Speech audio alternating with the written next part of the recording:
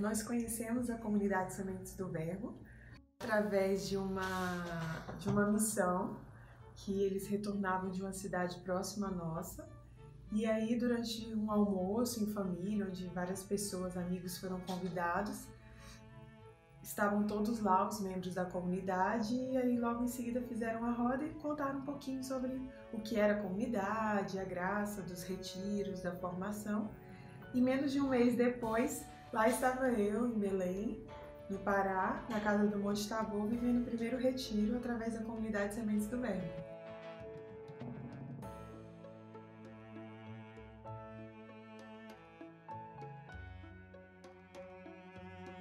E aí eu conheci a comunidade através da Natasha, depois dela ter feito esse primeiro retiro e contado que foi maravilhoso e que tinha aprendido muitas coisas e tudo mais. E aí 2 meses depois desse primeiro retiro,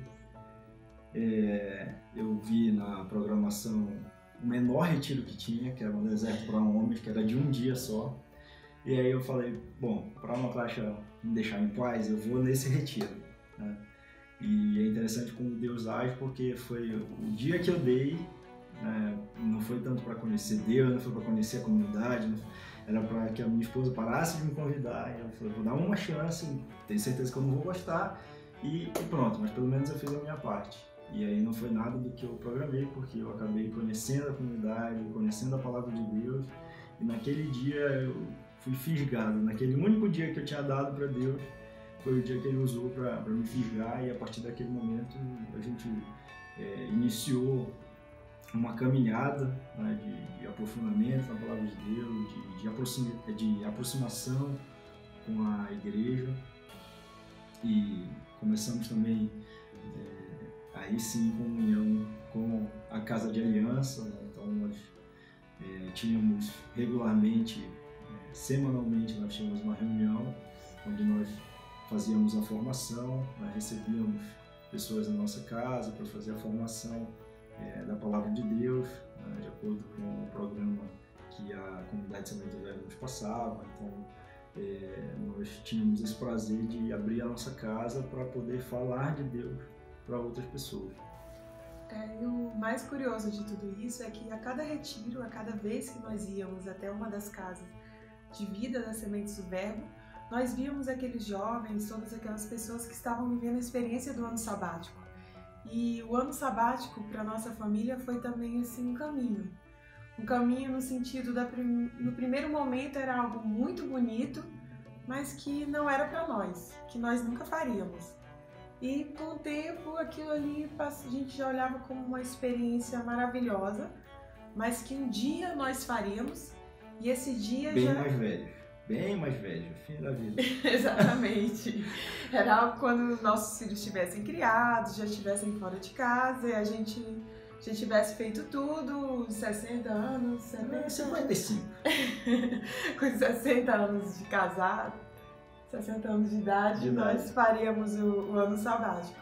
E aí depois teve uma terceira fase, que foi quando a gente olhou, e um belo dia eu costumo dizer que nós nunca fomos chamados para fazer o ano sabático, mas é como uma graça de iluminação, onde a partir de um determinado momento é como se Deus mostrasse para a gente, espera aí, vocês vão passar uma vida inteira, cometer vários erros, e só depois que vocês viverem tudo é que vocês vão parar para escutar de mim o que poderiam ter feito diferente. E a partir do momento dessa tomada de consciência, dessa graça de iluminação, aquilo começou a nos incomodar e a gente já sabia. Nós sabíamos que nós iríamos fazer o ano sabático e no menor tempo possível, que a ideia seria em 2 anos. Isso. Mas acabou que com menos de 2 meses a gente tomou realmente a decisão, e da decisão até o início do ano sabático viveríamos um período de 6 meses. Então nós tomamos a decisão no mês de dezembro de 2016 e o ano sabático nós iríamos fazer em julho de 2017. Isso, e assim, eu sempre costumo, como foi esse caminho de jeito nenhum até nós necessitamos fazer o ano sabático, a escolha ela foi muito fácil, né? Por quê? Porque a gente já tinha um caminho de casa de aliança, de formação nos retiros da comunidade, foi um crescimento. Então a escolha foi fácil. Mas esses 6 meses assim, foram de provações, foram de confirmação de uma decisão, inclusive bem próximo, na verdade, uma série de dificuldades onde a gente não via a possibilidade de sair da empresa, dos nossos trabalhos, de próximo da casa. E hoje eu costumo falar sempre quando eu lembro do ano sabático do nosso casamento. Nós casamos relativamente cedo, com 24 anos. E quando eu falei que quando eu noivei, com 23, todo mundo que era mais próximo falava: mas por que você vai casar agora? Você está muito novo, você tem que aproveitar mais a vida.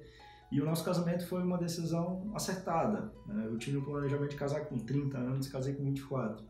E graças a Deus eu casei com 24. E o ano sabático hoje que nós já fizemos, nós temos a mesma leitura. Graças a Deus que nós fizemos agora, com 30, né? E não com 55, 60 anos, 30 anos depois do que nós fizemos. Porque hoje nós colhemos a graça do ano sabático agora, né? Então, assim, pelo contrário, a gente se arrepende porque não fez antes, né? Então, hoje a gente vê que aquele que tem a oportunidade de fazer o ano sabático, talvez mais jovem, muitas das dificuldades que nós tivemos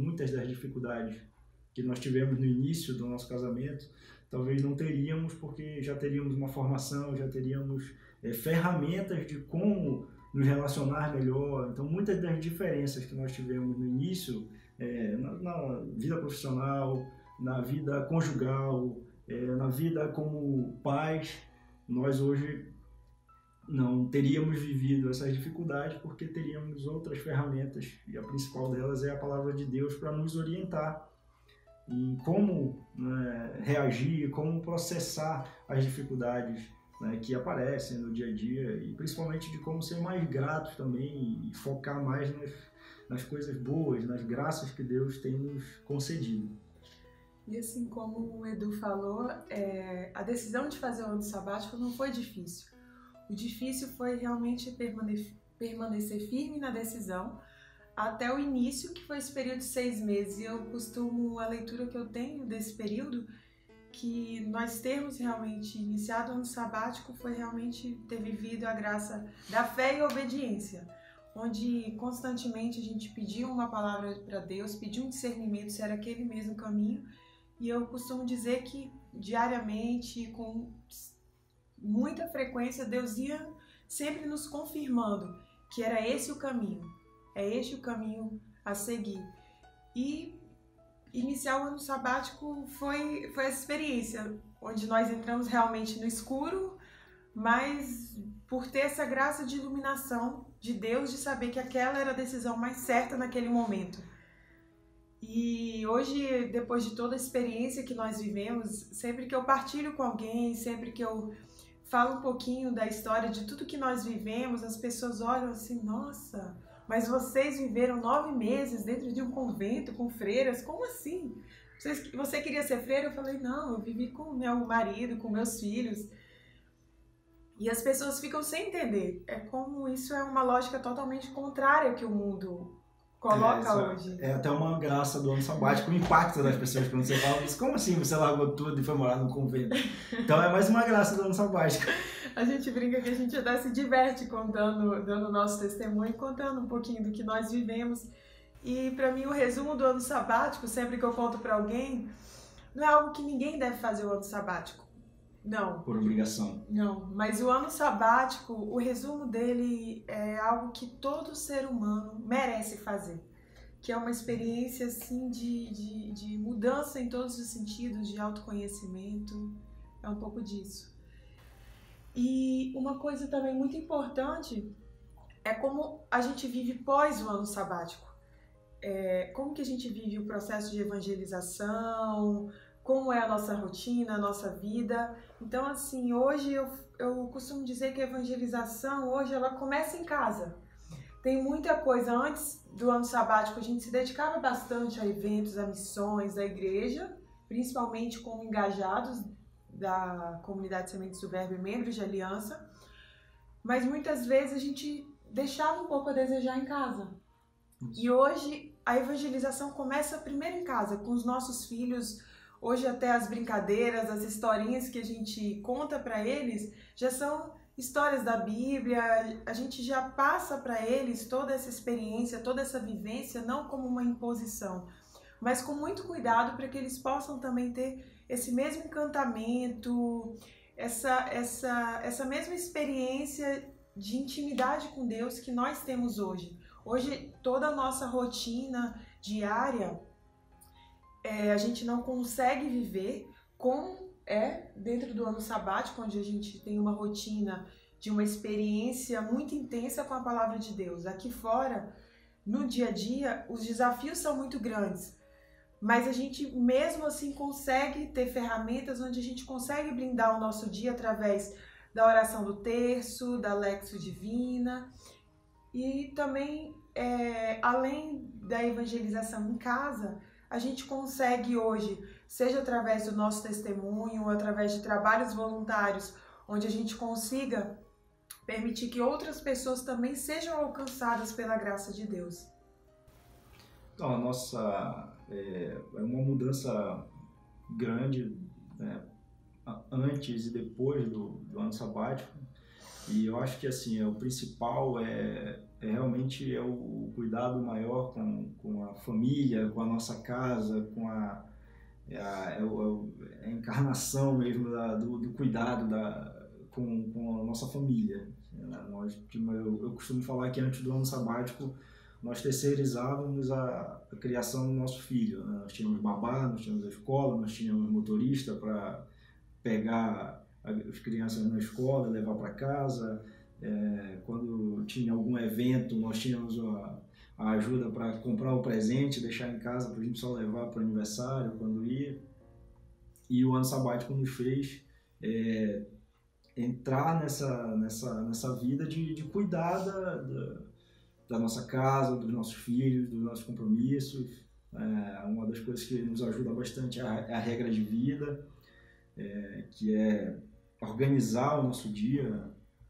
Então, para não ser pródigo com o tempo, que é escasso, cada vez mais escasso, então a gente não pode ser pródigo com o tempo, tem que usar bem o tempo para poder ter uma vida conjugal, poder ter uma vida familiar equilibrada, uma vida profissional e uma vida de evangelização também, né, de cuidado com a vida espiritual, né? Isso talvez seja o principal resultado, eu acho, do ano sabático, isso, não descuidar da vida espiritual. A prioridade hoje nossa é a vida espiritual, e aí a partir da vida espiritual nós organizamos todos os outros aspectos, né, da vida, mas se a vida espiritual não está sendo bem cuidada, a gente começa também a perceber de uma forma mais rápida que a vida profissional começa a ter alguns problemas, a vida familiar. Então é muito mais rápido que a gente volta a organizar a vida partindo sempre da vida espiritual, da Lexio, do contato com a palavra de Deus, da oração em casal. E isso, sem dúvida nenhuma, é o resultado do ano sabático, e é algo que hoje eu falo está encarnado realmente na nossa vida. E para mim é algo impensável voltar a ter aquela rotina antes do ano sabático. Então, realmente assim, o sentimento de gratidão, uma tomada de consciência. E aí nós conversávamos que a partir do momento que você tem a consciência do que é importante na vida, é difícil você voltar. Porque mesmo que você tente, né, você não consegue mais estar livre, né? Realmente é enxergar, você começa a enxergar coisas que antes para você era normal, e a vida é assim, né? E o ano sabático foi esse desvendado, né, tirar a venda dos olhos, poder enxergar realmente aquilo que é essencial. E é isso que a gente tenta levar, e talvez esse seja o maior desafio, né, de como ser cristão no mundo atual, seja esse o maior desafio, porque o que é prioridade, o que é importante pra gente, muitas vezes o mundo acha que é bobagem e tudo mais, e nós nos mantermos firmes, né, no essencial.